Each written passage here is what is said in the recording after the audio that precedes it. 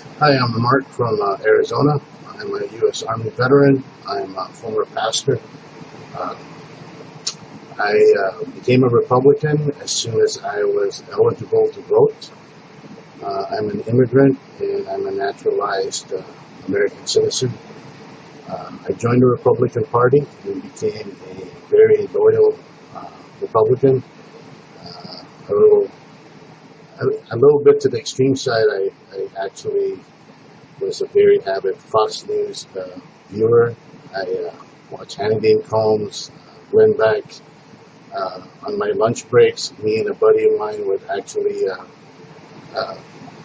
eat lunch at his Jeep and listen to Rush Limbaugh and Michael Savage and talk about how great the Republican Party was and talk about liberals and how they're ruining the country. I started having disillusionment creeping in when around the mid-2000s when Arizona Republicans started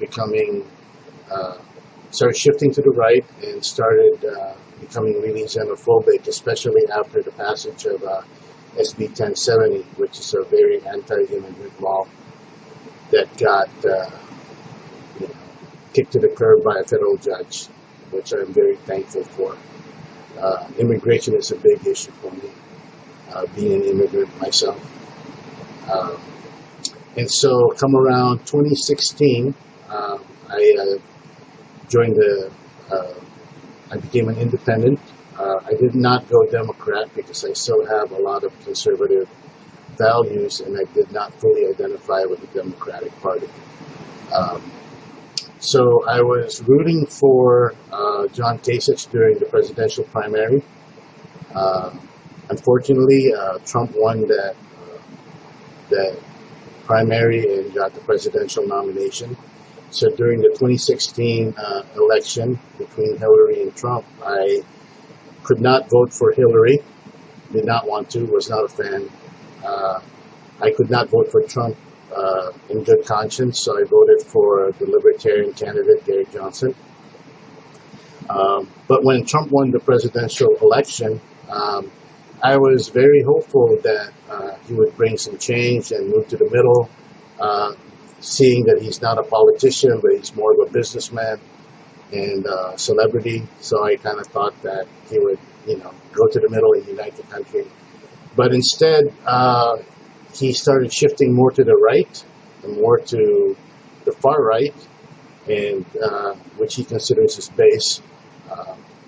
Then he starts going on these narcissistic outbursts that kind of put me off. But I still wished him well.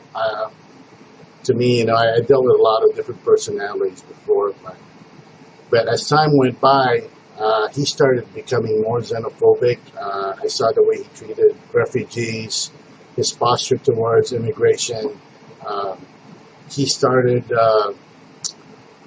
disparaging Gold Star families with Sergeant Johnson and Captain Khan's family. He started disrespecting them. And so that really, you may not remember the exact words that somebody uses, but you will always remember how they made you feel. And I remember feeling really sorry for that family. It actually brought tears to my eyes, seeing that the president is trampling all over their pain like that. But that still wasn't a deal breaker for me. I was still open as to who I was going to vote for in November. But the turning point started happening when there was another opportunity where he insulted John McCain again. And then another turning point for me is when he did that photo op in front of that church where he posed with a Bible and then gassed peaceful protesters. And he tried to spin it any way he can, blamed it on the protesters, claimed he didn't do it, shifted the responsibilities around, totally deflecting everything. So that was a big thing. And the last two major ones that totally solidified me not voting for him was when history handed him two opportunities to unite the country, and one was the pandemic that we're currently in. All we needed was great leadership to unify us and to beat this virus like a common enemy. Instead, he politicized it, he weaponized it, and he used it to divide Americans. And there's like a trail of dead bodies in his wake because of his poor leadership decisions. Thousands of Americans are now dead because he did not use his leadership to unite us and to help us fight this pandemic. And another opportunity that he could have used to unify us was when Floyd died. Instead of using his position to heal the racial divide and heal the great wound that's in the hearts of everybody in this country, he used it, he weaponized it again, used it to divide people, called Black Lives Matter, which is a human rights movement, to and labeled as a terrorist group, and totally used it to divide the different races that make up America. So come this November, I am voting for Joe Biden. I made up my mind. Joe is a moderate. He's a decent man. He has empathy, which Trump does not have at all because he's a narcissist.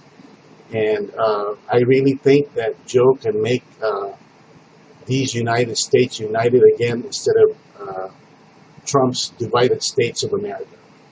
So come November, please vote for Joe and vote blue.